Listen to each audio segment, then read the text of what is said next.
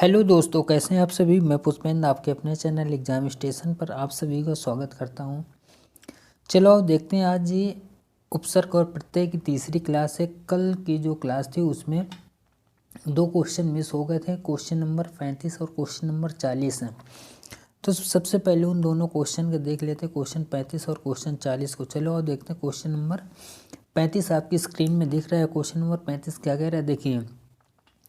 दिए गए वाक्य में एक शब्द रेखांकित है, यानी नीचे एक वाक्य दिया गया है, उसमें एक शब्द रेखांकित है। उस शब्द में प्रयुक्त उपसर्ग किस कोटि का है, यानी उसमें पूछा है प्रयुक्त उपसर्ग जो है तो वो किस कोटि का है, ठीक है ना।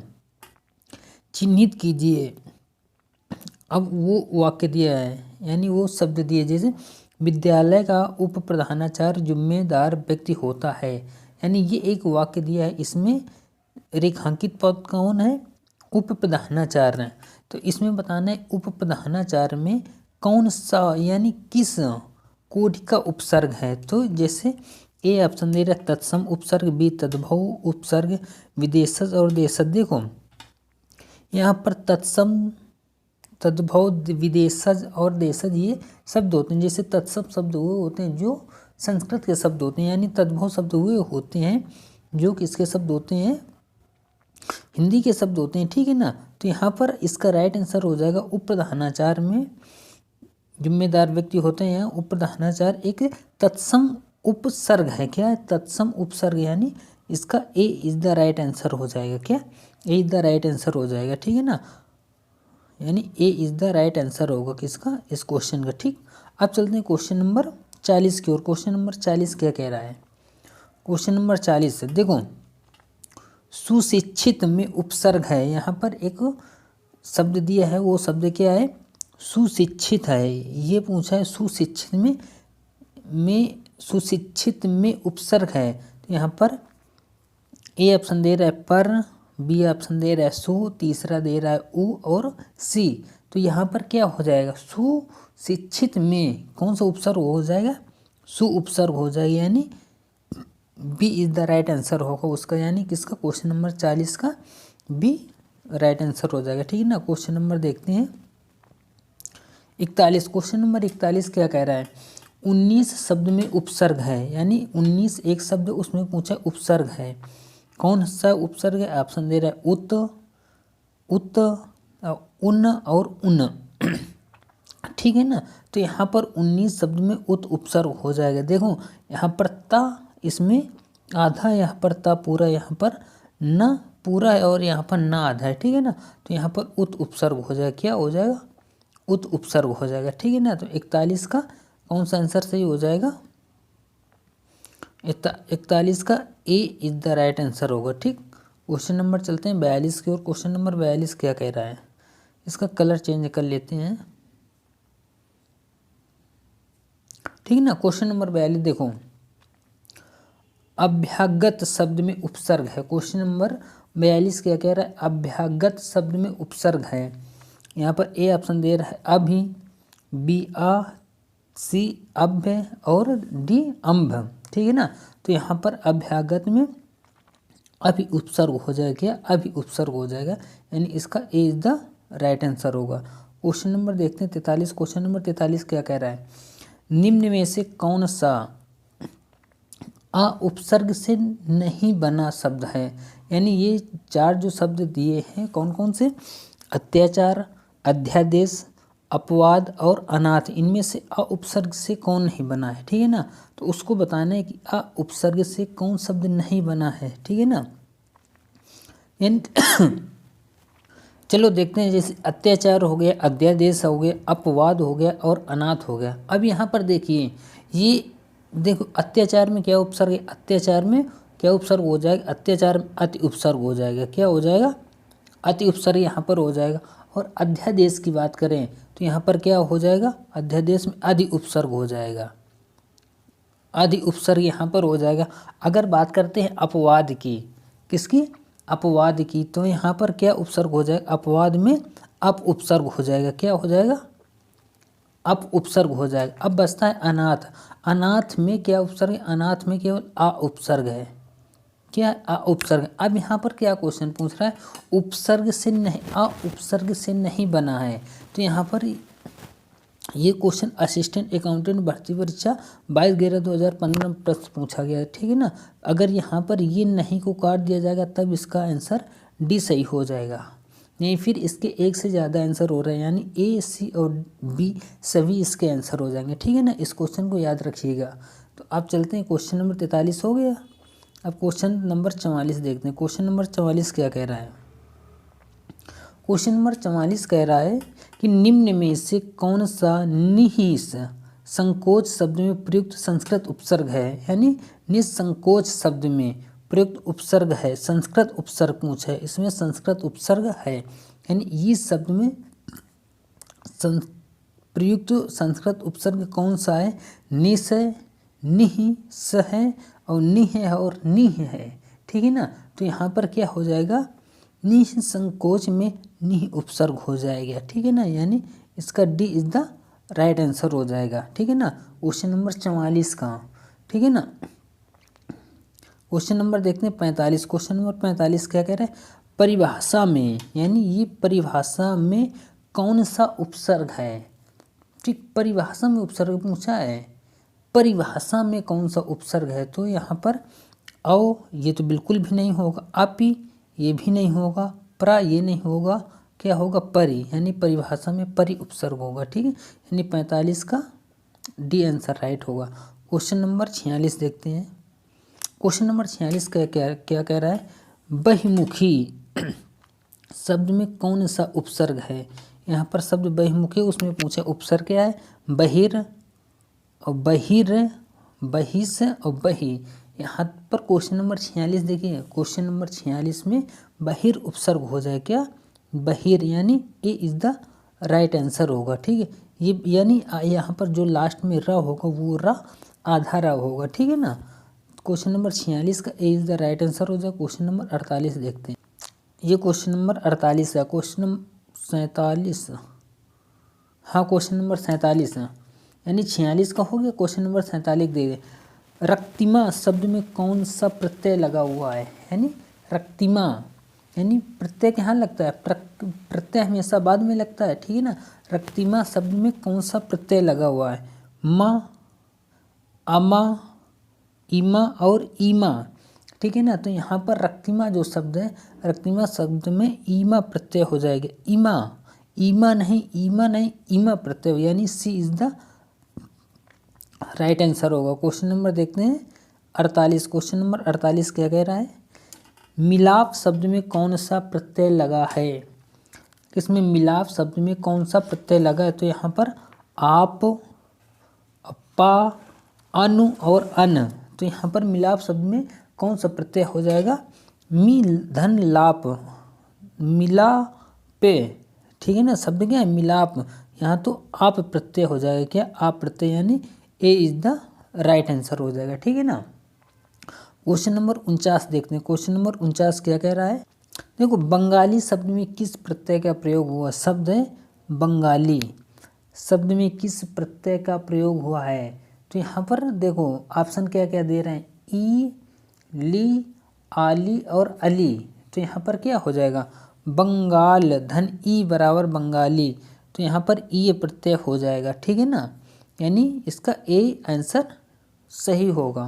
क्वेश्चन नंबर 50 देखते हैं। क्वेश्चन नंबर 50 क्या कह रहा है, केंद्रित और अधिकता, ये दो शब्द की केंद्रित और अधिकता में क्रमशः प्रत्यय इस प्रकार हैं कि इसमें सबसे पहले केंद्रित में प्रत्यय बताना है, उसके बाद फिर अधिकता में प्रत्यय बताना है, ठीक है ना। तो ये देखो ऑप्शन दिए, द्रित और ता, ईत धन ईत और आ, इत धन ता, ईत और ता, ठीक है ना। तो यहाँ पर क्वेश्चन नंबर 50 है, तो यहाँ पर केंद्रित में इत प्रत्यय हो जाएगा, क्या, इत, केंद्र धन इत बराबर केंद्रित हो जाए, क्योंकि केंद्रित छोटी की मात्रा अधिकता, अधिक धनता, यानी यहाँ इसमें ता प्रत्यय हो जाएगा, और इत यानी इत और ता किसमें, यानी सी में है, तो इसका C answer is the right answer हो जाएगा। क्वेश्चन नंबर 51 देखते हैं। क्वेश्चन नंबर 51 क्या कह रहा है, क्वेश्चन नंबर 51 ये देखिए, सावधानी शब्द में प्रयुक्त प्रत्यय है, यानी शब्द कौन सा है, सावधानी है। सावधान धन नी, सावधान धन्नी। तो यहाँ पर क्वेश्चन नंबर 51 में क्या सही हो जाएगा, यानी यहाँ पर ये हो जाएगा, ठीक है ना। सावधान, देखो सावधान धन ई, क्योंकि नाम बारीक मंत्र तो यहाँ पर ई प्रत्यय हो जाएगा, यानी प्रत्यय के पहले सार्थक शब्द होना चाहिए और उपसर्ग के बाद में सार्थक शब्द होना चाहिए, ठीक है ना। तो यहाँ पर ये सार्थक शब्द क्या है, सावधान। तो यहाँ पर 51 का ए इज द राइट आंसर हो जाएगा। क्वेश्चन नंबर 52 देखते हैं। क्वेश्चन नंबर 52 क्या कह रहा है, जो संज्ञा सर्वनाम आदि शब्दों से जुड़कर, किससे, संज्ञा सर्वनाम आदि शब्दों से जुड़कर नए शब्दों की रचना करते हैं, वे कौन से प्रत्यय कहलाते हैं। अब ये देखिएगा, इसमें प्रत्यय का प्रारूप पूछा गया है कि ये कौन से प्रत्यय होते हैं, ठीक है ना। तदित प्रत्यय, कृदंत प्रत्यय, संस्कृत प्रत्यय और अनीय प्रत्यय, यानी इसमें पूछा है ये कौन से प्रत्यय होते हैं जो संज्ञा सर्वनाम आदि शब्दों से जुड़कर नए शब्दों की रचना करते हैं। तो इस प्रकार के प्रत्यय को क्या कहते हैं, तद्धित प्रत्यय कहते हैं, ठीक है ना। अब अगर इसकी परिभाषा देखो संज्ञा सर्वनाम विशेषण शब्दों के अंत में जुड़कर, अब यहाँ पर अगर कह देता संज्ञा सर्वनाम, दो शब्द दिया है या एक संज्ञा और एक सर्वनाम, केवल इससे पूछ लिया गया कि संज्ञा और सर्वनाम से, अगर यहाँ पर देता संज्ञा सर्वनाम और विशेषण भी दे देता, तो इनसे जुड़कर जो शब्द नए शब्द बनते हैं उन्हें तद्धित प्रत्यय कहते हैं, ठीक है ना। तो इसका ए इज द राइट आंसर हो जाएगा, ठीक। क्वेश्चन नंबर देखते हैं 53। क्वेश्चन नंबर 53 क्या कह रहा है, ये देखिए, निम्नलिखित में से किस शब्द में नी प्रत्यय नहीं लगा है, ठीक है ना। इसमें पूछा गया है कि ये नी प्रत्यय, यानी ये देखिए ये नी प्रत्यय नहीं लगा हुआ, ये जो चार शब्द दिए गए उसमें ये नी प्रत्यय नहीं लगा हुआ, ये दे रहा है, शेरनी, मोरनी, नौकरानी और कुटनी, ठीक है ना। तो यहाँ पर राइट आंसर क्या हो जाएगा, देखो शेर धन्नी शेरनी, मोर धन्नी मोरनी, कुट धन्नी कुटनी और नौकरानी नौकर धन आनी। क्या हो, नौकरानी का अगर विच्छेद करो और इसमें प्रत्यय निकालो तो क्या होगा, नौकर धन आनी। तो इसमें आनी प्रत्यय होगा, ठीक है ना, ठीक है, नौकर धन आनी। तो यानी नौकरानी में आनी प्रत्यय होगा, यानी इसका सी इज द राइट आंसर होगा, ठीक है ना। क्वेश्चन नंबर देखते हैं 54। क्वेश्चन नंबर 54 क्या कह रहा है, क्वेश्चन नंबर ये 54 देखिए, सूची फर्स्ट में दिए गए धातु को सूची सेकंड में दिए प्रत्यय से सुमेलित कीजिए, यानी ये धातु दिए हैं और इधर ये प्रत्यय दिए, इनको सुमेलित करना है, ठीक है ना। कि पाठ का ई है, चाल का आ है और झटक का आख है, पस का अख है। तो इनमें मिलाना है कि पाठ में कौन सा प्रत्यय होगा, चाल में कौन सा प्रत्यय होगा, झटक में कौन सा प्रत्यय होगा और पस में कौन सा प्रत्यय होगा। देखो पाठ से क्या क्या सार्थक शब्द बन सकता है, पाठ से सार्थक शब्द बन सकता है पाठक, ठीक है ना। क्या बन सकता है, पाठक के, यानी लास्ट प्रत्यय क्या आएगा, अक आएगा, ठीक है ना, क्या आएगा, अक आएगा। तो यहाँ पर ए का क्या हो जाएगा, चौथा, यानी ए का 4 नंबर पहले आएगा, ठीक है ना। चाल इससे क्या बन जाएगा, चाल दिया है, चाल से क्या बन जाएगा, चाल से क्या बनेगा, चालाक या चालक, अक। तो अक तो पाठक में हो गया, तो अक तो अब होगा नहीं, ठीक है। तो क्या बने, चालाक। तो यहाँ पर क्या प्रत्यय होगा, आक प्रत्यय होगा, क्या होगा, आक, यानी दूसरे का हो जाएगा तीसरा, क्या हो जाएगा, दूसरे का तीसरा हो जाएगा, ठीक है ना। अब देखो चौथा शब्द दे रहा है झटक, ठीक है। झटक से कौन सा सार्थक शब्द बन सकता है, झटक से बन सकता है झटका, झटका आ, यानी बड़ा आ रहा है, यानी ये तीसरा दूसरा हो जाएगा, तो यानी ये 2 हो गया, ठीक है ना। अब एक बचा कौन, इक, तो पशु हो गया ना, लास्ट शब्द कौन सा बचा, पशु।